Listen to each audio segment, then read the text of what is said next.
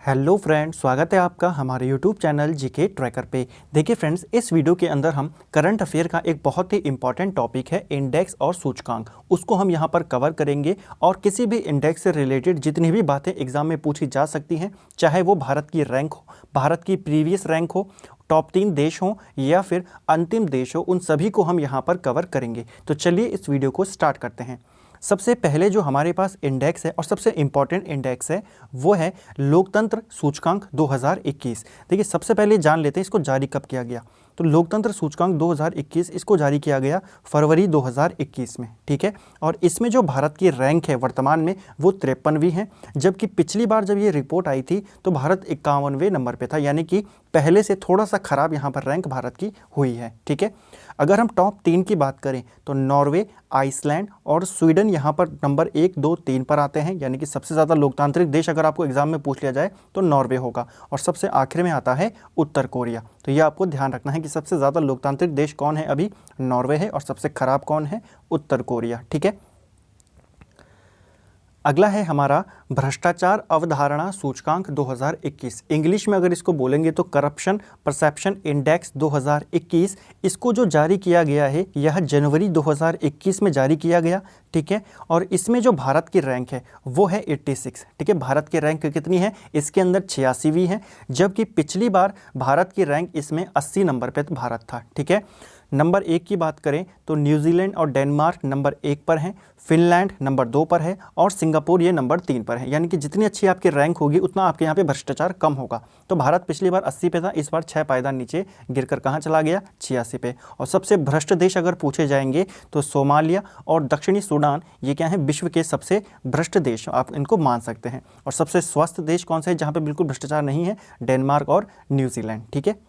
चलिए अगला है एशिया प्रशांत व्यक्तिगत स्वास्थ्य सूची 2021। देखिए, ये जो सूची है यह भी 2021 जनवरी में इसको जारी किया गया था और ये सूची पहली बार जारी की गई है, ठीक है। तो इसमें जो भारत का स्थान है वो है 10वां और इसके अंदर कुल देश हैं 11। तो 11 देश में भारत 10वें नंबर पर है, ठीक है। सेकेंड लास्ट है यहाँ पर। पहले की बात करें तो सिंगापुर आता है, दूसरे नंबर पर ताइवान आता है, तीसरे नंबर पर जापान का नंबर है और अंतिम जो स्थान है वो इंडोनेशिया का है, ठीक है। अंतिम इंडोनेशिया है, उसके बाद भारत आता है, ठीक है। तो ये आपको ध्यान रखना है क्योंकि ये नई सूची है तो काफ़ी इंपॉर्टेंट ये हो सकती है आपके एग्जाम के लिए। तो एशिया प्रशांत व्यक्तिगत स्वास्थ्य सूची में भारत का स्थान कौन सा है, 10वां स्थान है। और कुल कितने देश इसके अंदर हैं, 11 देश हैं। आपको नंबर 1 भी याद रखना है कि इसमें नंबर 1 कौन है, ठीक है। अगला है हमारा जो सूचकांक वो है वैश्विक जलवायु जोखिम सूचकांक, यानी कि ग्लोबल क्लाइमेट रिस्क इंडेक्स। तो इंग्लिश में भी आप ध्यान रखिए, कई बार इंग्लिश में ही वहाँ पे दे दिया जाता है। तो ग्लोबल क्लाइमेट इंडेक्स जो रिस्क वाला है, इसमें भारत का जो स्थान है वो है 7वां, ठीक है। और पिछली बार जो भारत का इसके अंदर स्थान था वो 5वां था, ठीक है। और ये वाली जो सूची है, ये वाली जो सूचकांक है, यह भी जनवरी 2021 में जारी की गई है, ठीक है। इसका मतलब क्या है, जलवायु जोखिम सूचकांक का, यानी कि जलवायु परिवर्तन से प्रभावित सबसे ज़्यादा देश कौन है। तो उन देशों में जो सबसे ज़्यादा प्रभावित हैं उनमें भारत 7वें स्थान पर है। पिछली बार भारत 5वें स्थान पे था, यानी कि थोड़ा यहाँ पे अब जलवायु परिवर्तन का असर थोड़ा सा कम हुआ है, जो हमारे लिए अच्छी बात है, ठीक है। अगर बात करें नंबर 1 कौन है तो वो है मोजाम्बिक, यानी कि सबसे ज़्यादा जो प्रभाव पड़ा है वो मोजाम्बिक पे पड़ा है, दूसरा जिम्बाब्वे पे पड़ा है और तीसरा एक देश है बहामास। तो यहाँ पर जलवायु परिवर्तन का सबसे अधिक प्रभाव यहाँ पर पड़ा है और इसी सूची में 7वें नंबर पर अभी भारत आता है, ठीक है। देखिए, ये था केवल साल के लिए। अगर आपको पूछेगा दशक का कि दशक में सबसे ज़्यादा जलवायु परिवर्तन का प्रभाव किस देश पे पड़ा है, तो इसके आपको देश याद रखने पड़ेंगे। आप इनको नोट कर लीजिए। एक है प्यूर्टो रिको, पहले नंबर पे यह आता है अगर दशक पूछेगा, ठीक है। अगर साल पूछेगा तो मोजाम्बिक जिम्बाब्वे ये आएंगे, लेकिन अगर दशक पूछेगा कि इस पूरे दशक में 2010 से लेकर 2019 तक कौन रहा, तो प्यूर्टो रिको नंबर 1 पर है, दूसरे पे आता है म्यांमार, ठीक है, और तीसरे नंबर पे आता है हैती। चलिए अगला देखते हैं वैश्विक सैन्य शक्ति सूचकांक 2021। देखिए, जो ये इसको हम बोलते हैं ग्लोबल फायर पावर इंडेक्स, यानी कि जो सैन्य शक्ति होती है वो उस नंबर पे सबसे ज़्यादा खतरनाक सेना किस देश की है उसका ये इंडेक्स होता है। और ये सूची भी जनवरी 2021 में जारी की गई थी, ठीक है।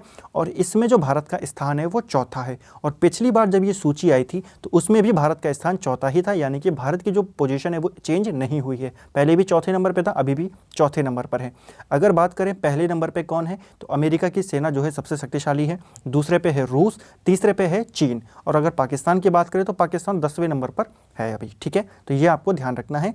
भारत का आपको डायरेक्टली प्रश्न इंडेक्स अगर ना पूछे जाए, इस तरीके से प्रश्न बन सकता है कि विश्व में सर्वाधिक शक्तिशाली सेना में भारत की सेना कौन से नंबर पर आती है, या विश्व की सबसे सर्वाधिक शक्तिशाली सेना कौन सी है, इस तरीके के प्रश्न ये बन सकते हैं। ठीक है, अगला है हमारा जो इंडेक्स वो है हेनली शक्तिशाली पासपोर्ट सूचकांक। तो देखिए जो पासपोर्ट इंडेक्स है विश्व का सबसे शक्तिशाली पावरफुल पासपोर्ट इंडेक्स की अगर बात करें तो ये सूची भी जनवरी 2021 में जारी की गई है। देखिए सारे के सारे जो है बिल्कुल लेटेस्ट फैक्ट हैं, सभी उसके ऊपर आधारित है। ठीक है, और इसमें जो भारत का स्थान है वो है 85वां, जबकि पिछली बार भारत 84वें नंबर पे था, यानी कि एक पायदान भारत यहाँ पर नीचे गिर गया है। ठीक है, और एक प्रश्न बनता है एग्जाम में, देखिए नंबर 1 पे कौन है, जापान है, और लगातार तीसरी बार जापान यहाँ पे नंबर 1 बना है।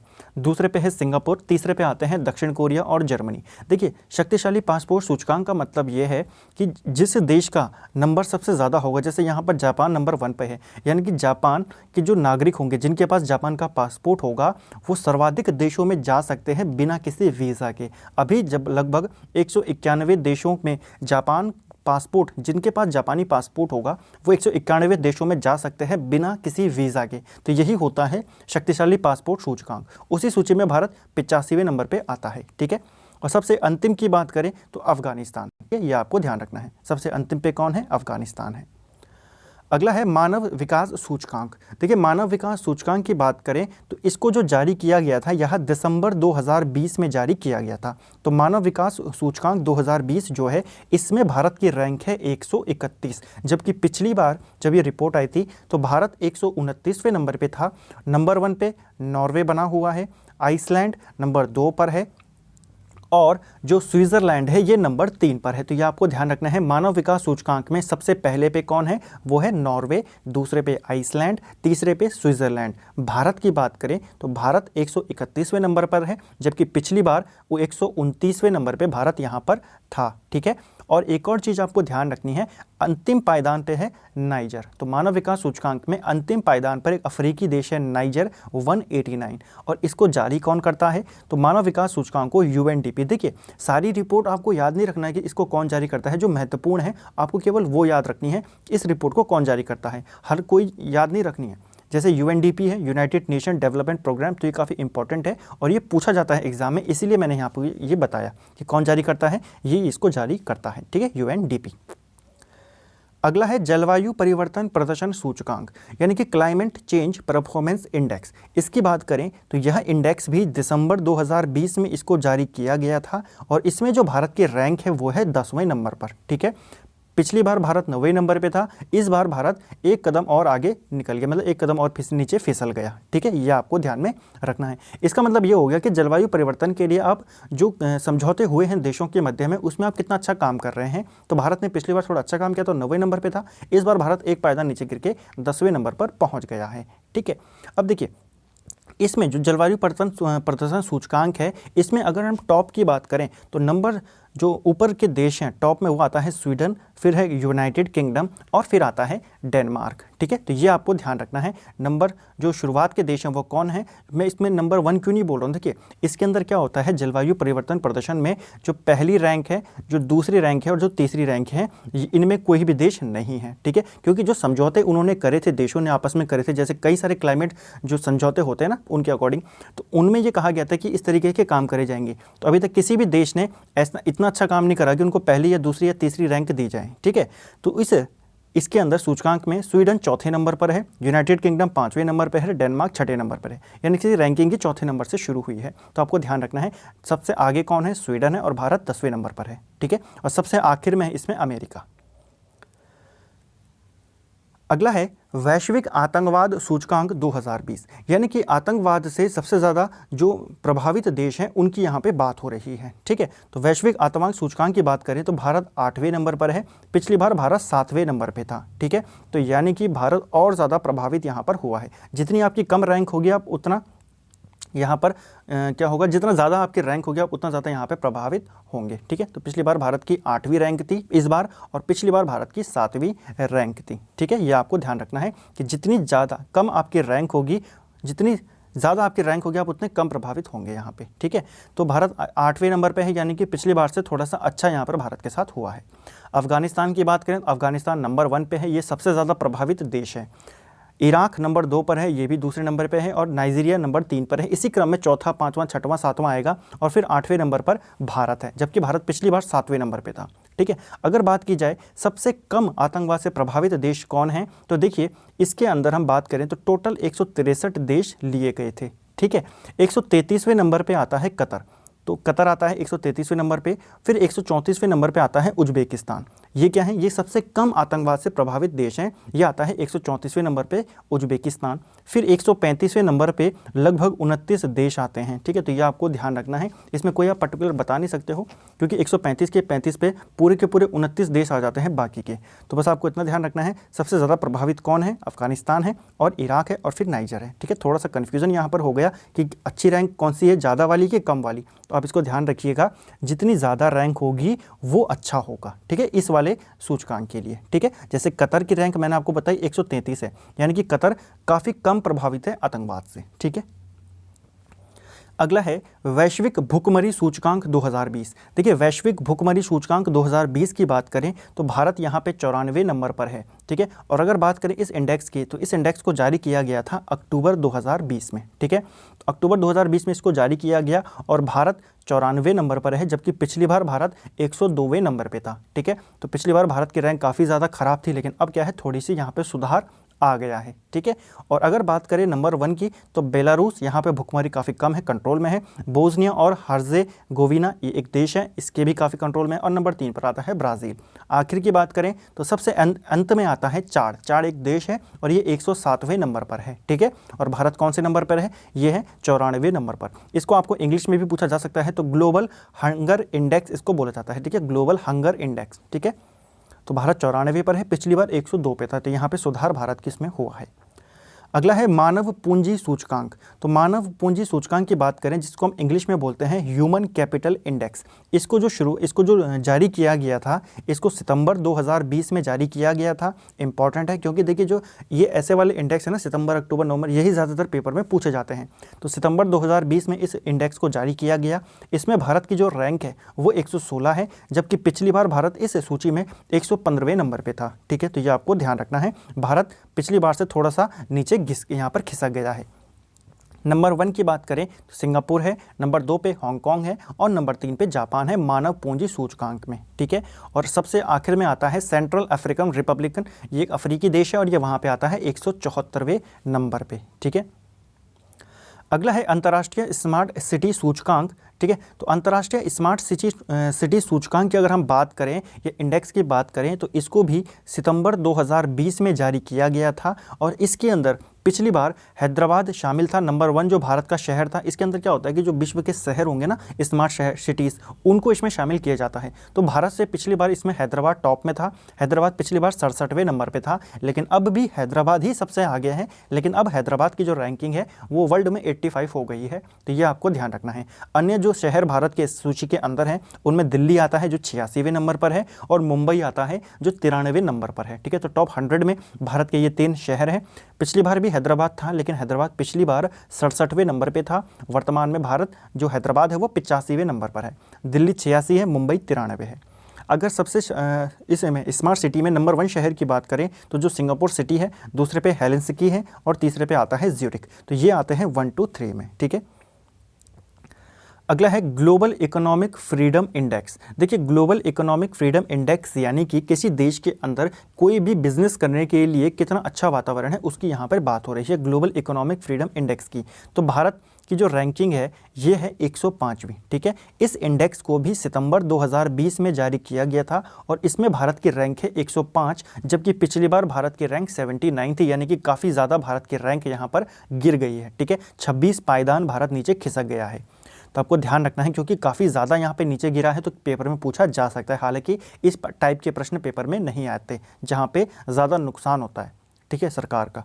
अब है यहाँ पर जो नंबर 1 देश है वो है हांगकांग, फिर है सिंगापुर और है न्यूजीलैंड। तो सबसे अच्छे बिजनेस के लिए कौन से देश हैं? हांगकांग है, सिंगापुर है और न्यूजीलैंड, यानी कि एक अच्छा सा एटमॉस्फेयर ये वहाँ पे प्रोवाइड कराते हैं किसी भी बिजनेस को करने के लिए। तो नंबर 1 पे हांगकांग है, फिर सिंगापुर है और फिर न्यूजीलैंड है। भारत 105 पर है, पिछली बार भारत 79 पर था।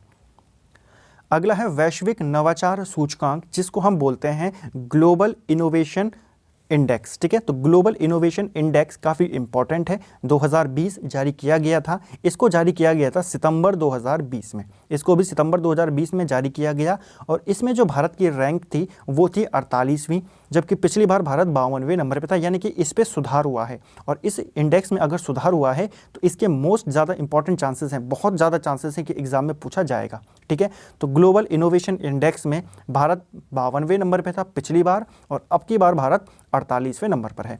नंबर 1 की बात करें तो स्विट्जरलैंड है, नंबर 2 पे स्वीडन है, नंबर 3 पे अमेरिका है और सबसे आखिर में आता है यमन। ठीक है, अगला है रियल एस्टेट पारदर्शिता सूचकांक। तो वैश्विक रियल एस्टेट पारदर्शिता सूचकांक की अगर हम बात करें तो इसको जारी किया गया था जुलाई 2020 में। ठीक है, जुलाई 2020 में इसको जारी किया गया और इसमें जो भारत का स्थान है वो है 34वां। ठीक है, नंबर 1 पे आता है यूनाइटेड किंगडम, नंबर 2 पे अमेरिका, फिर ऑस्ट्रेलिया और फिर आता है लीबिया। ठीक है, अगला है सतत विकास सूचकांक, सतत विकास लक्ष्य सूचकांक, जिसको हम बोलते हैं सस्टेनेबल डेवलपमेंट गोल्स। ठीक है, इंडेक्स। तो एसडीजी इंडेक्स जो है भारत का, इसमें भारत 117वें नंबर पर है, ये आपको ध्यान में रखना है और इसको भी जारी किया गया था पिछली बार जून 2020 में। ठीक है, तो सतत विकास लक्ष्य सूचकांक 2020, इसमें भारत की रैंकिंग 117 है।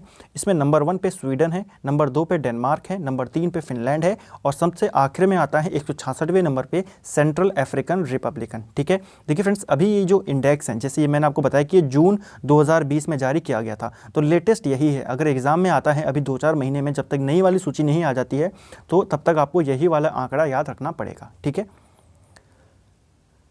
अगला है विश्व प्रतिस्पर्धा सूचकांक, यानी कि ग्लोबल कम्पिटिटिवनेस रिपोर्ट। तो ग्लोबल कम्पिटिटिव रिपोर्ट की बात करें तो इसमें भारत 43वें नंबर पर है और अगर पिछली बार की बात करें तो पिछली बार भी भारत 43वें ही नंबर पे था, यानी कि कोई भी यहाँ पे चेंज नहीं हुआ है। तो ये भी एग्जाम में आ सकता है कि ग्लोबल कम्पिटिटिवनेस इंडेक्स में भारत का स्थान कौन सा है।